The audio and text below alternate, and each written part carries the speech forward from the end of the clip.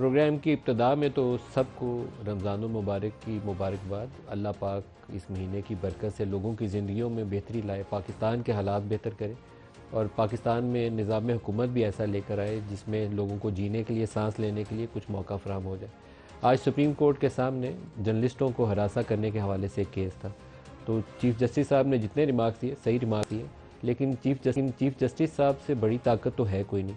इतने सारे रिमार्क्स देकर, आईजी को खींचकर, ये कहकर कि किसी को गोली लग जाती है, कैमरा बंद हो जाता है, पता नहीं चलता यहाँ क्या हो रहा है, अदलिया के कांधे पे रखकर बंदूक चलाई जा रही है, लेकिन ये ऑर्डर नहीं दिया कि असद तूर को रिहा कर दें। ये ऑर्डर नहीं दिया कि जिन्होंने मतियुल्लाह जान को उठाया था या असद तूर के घर घुस के जब उसको मारा था तो वो लोग वीडियो कैमरा पे नज़र आ रहे थे, वो कहाँ गए लोग। जिन्होंने अबसार आलम को गोली मारी थी वो भी कैमरा पे कैप्चर थे, वो उनको पकड़ कर लेकर आए। तो एक काम तो फौरी कर सकते थे आज चीफ जस्टिस साहब के, कहते हैं कि शाम से होने से पहले पहले असद तूर को रिहा किया जाए, नहीं किया उन्होंने। मुझे उसके ऊपर अफसोस हुआ ज़ाती तौर पर।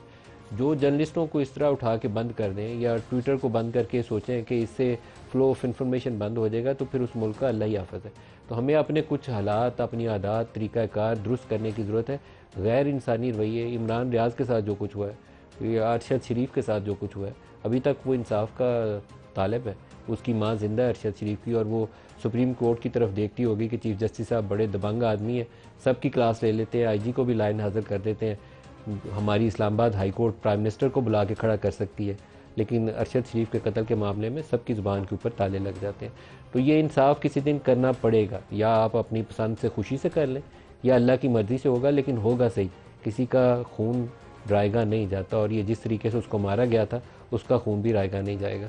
तो इंसाफ करिए। आपको अल्लाह ताला ने इतना बड़ा मनसब अता किया, तो आज आपको कम से कम ये ज़रूर कर देना चाहिए था कि उसकी रिहाई का हुक्म जारी करके उठते कि शाम से पहले यहाँ पेश करें उसको, फिर हम बात आगे चलाएंगे।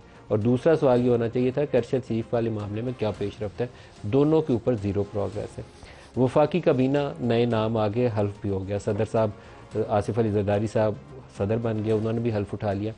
पाकिस्तान के सामने चैलेंजेस क्या हैं, पहले उसका जिक्र कर लें, फिर आज के प्रोग्राम की तरफ आते हैं। पिछले चंद सालों में हमने पाकिस्तान को इकनॉमिकली कोलैप्स होते हुए देखा है। 32-33 साल जो मैंने इस प्रोफेशन के अंदर गुजारे हैं, मुझे हर साल एक गुजरने के बाद लगता ये है कि आज से जो साल 2 साल पहले वाला पाकिस्तान था वो आज से बेहतर है। ये 32-33 साल से यही हो रहा है। कभी लगता था कि 1990, 92, 93 वो सूरत हाल बेहतर थी, कभी लगता था कि ये लेट 90s वाली सूरत हाल बेहतर थी, फिर लगा नहीं ये अर्ली 2000 वाली सूरत हाल बेहतर थी। लेकिन हर 5-7 साल के बाद पिछले वाला ज़माना आज वाले से बेहतर नज़र आता है। रुपया हमारा ज़मीन बोस हो चुका है और उसके खड़े होने का कोई इम्कान नहीं। 25-30 अरब डॉलर सालाना आपकी फाइनेंसिंग रिक्वायरमेंट है, और ये डॉलर आपको दुनिया में देने पे तैयार नहीं है। पाकिस्तान की बरामदात, मैंने 3-4 नंबर सामने रखे। केयर टेकर्स ने 6-7 महीने ज़्यादा बुरे नहीं गुजारे। ज़्यादा बुरे इसलिए नहीं गुजारे कि पहले एक रॉट था, नीचे गिरते जा रहे थे, चीज़ें गल सड़ रही थी, उसको कम से कम एक ब्रेक लगी है, लेकिन ऊपर जाने का सफ़र शुरू नहीं हुआ। आज से तकरीबन 12 या 14 साल पहले हमने 25 अरब डॉलर की बरामदात की थी पीपल्स पार्टी के दौरे हुकूमत में। वो 25 अरब डॉलर घूम फिर के कभी 30 हो जाता है, कभी 26-27 हो जाता है। इस दफ़ा हो सकता है दोबारा 30 हो जाए। अभी पहले 8 माह के अदादो शुमार के मुताबिक पाकिस्तान से बरामदात 20 अरब डॉलर हुई हैं, जो पिछले साल से 9% ज़ायद है। पाकिस्तान में जो रिमिटेंसेज आती हैं वो 30-31 अरब डॉलर पीक टच की थी हमने। इस साल 8 माह में 18 अरब डॉलर है। ये भी हो सकता है 27-28 अरब डॉलर या 30 अरब डॉलर के करीब 30 जून तक पहुंच जाए। जो करंट अकाउंट डेफिसिट है पहले 8 माह में 1 अरब डॉलर से ज़रा ज़ायद है। ये हमें ज़्यादा कभी होने ही नहीं देना चाहिए। 2 अदवार गुजरे, नून लीग का आखिरी साल जिसमें 19 बिलियन डॉलर था, और पाकिस्तान तहरीक इंसाफ की हुकूमत जब ख़त्म हुई अदम एतमाद से पहले, उस साल का भी 17 अरब डॉलर है। वो फाइनेंसिंग गैप हमसे पूरा ही नहीं होता।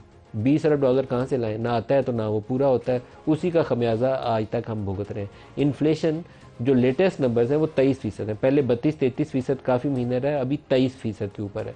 तो ये ओवरऑल सिनारियो है जिसमें काबीना हल्फ उठाने जा रही है। मोहम्मद औरंगज़ेब साहब मोस्ट लाइकली नए पाकिस्तान के फाइनेंस मिनिस्टर होंगे। डार साहब जाएंगे वजारत ख़ारजा में, और एक कलेक्टिव अरेंजमेंट इनको करना पड़ेगा। जिस तरीके से पहले 2 दफ़ा आर्मी चीफ, पहले जनरल बाजवा और फिर ये मौजूदा आर्मी चीफ है आसिम मुनीर, ये जाके अरबों से, चाइना से, कतर से, यूएई से पाकिस्तान के लिए पैसे मांग कर लाए थे। आर्मी चीफ का काम नहीं है, लेकिन पाकिस्तान की हुकूमत को वो कोई पैसे देने पे तैयार नहीं था। IMF का प्रोग्राम थ्रू नहीं था हो रहा, तो 2 दफ़ा जो बहाल हुआ उसके अंदर पहले जनरल बाजवा ने कॉल की और दूसरी दफ़ा जनरल आसिम मुनीर ने की, तो फिर प्रोग्राम बहाल हुआ। पाकिस्तान को क्या हम ऐसे आगे चला सकते हैं? दोबारा इस आर्मी चीफ को जाना पड़ेगा, सऊदी अरब भी जाना पड़ेगा, यूएई और कतर भी जाना पड़ेगा और चाइना भी जाना पड़ेगा, ताकि 10-12 अरब डॉलर, 14 अरब डॉलर या हमें नए कर्ज़ों की शक्ल में, या उधार के तेल की शक्ल में, या जो कुछ कर्जे पहले हमने लिए हुए हैं उनके रोल ओवर की शक्ल में स्पेस मिल जाए, आईएमएफ ऑन बोर्ड आए और फिर हमें बाकी मुल्कों से कर्जा मिल जाए, और जिसके नतीजे में पाकिस्तान का साल पार हो जाए। ये पाकिस्तान है जिसके साथ ये हुकूमत अपना आगाज़ करने जा रही है। और गवर्नमेंट कैसी है?